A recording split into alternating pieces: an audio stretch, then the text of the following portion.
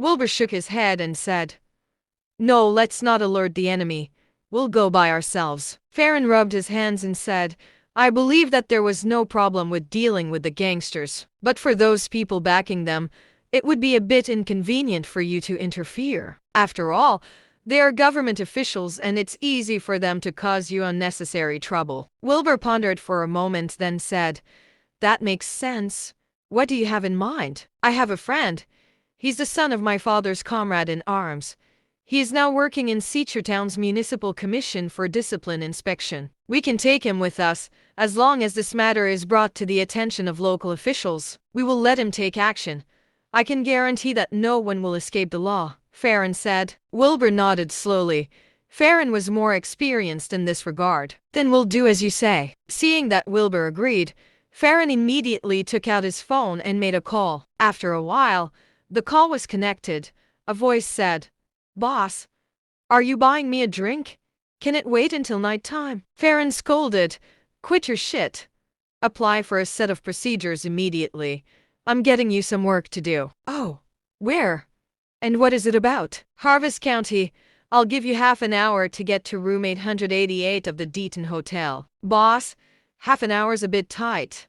You know, this procedure is not so easy to apply for. Tell your chief what I told you. If you can't reach here in half an hour, then don't bother." Farron hung up the phone immediately. Wilbur asked, "Why did you need to apply for a procedure?" Farron said proudly, "You might not know this, but there are rules for official affairs. With this set of procedures, that kid will represent Seachertown's Municipal Commission for Discipline Inspection. And we can get help from a lot of other departments.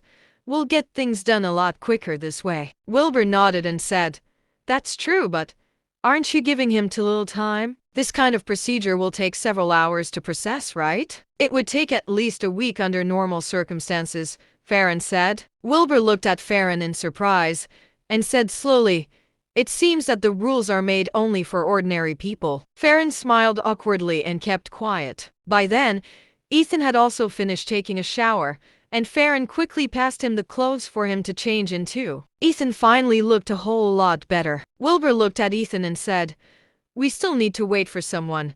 Then we will go to your house when he comes. Remember our creed. Blood for blood." "Blood for blood," Ethan growled in a low voice.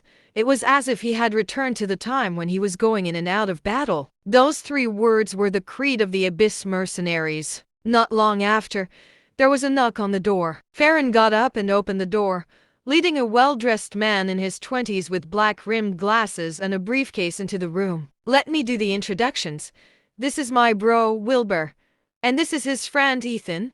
This is my friend, Nicholas," Farron introduced. Nicholas Dalton was startled when he heard that. He knew that Farron would not just introduce him to some random nobody. He had been working in the government official circle for some time, so he knew how things worked. He hurriedly stepped forward and shook hands with Wilbur and Ethan. After both parties got to know each other, Farron said, "You can make the arrangements now, bro." "We're leaving right now," Wilbur said slowly with a sullen face. Everyone nodded.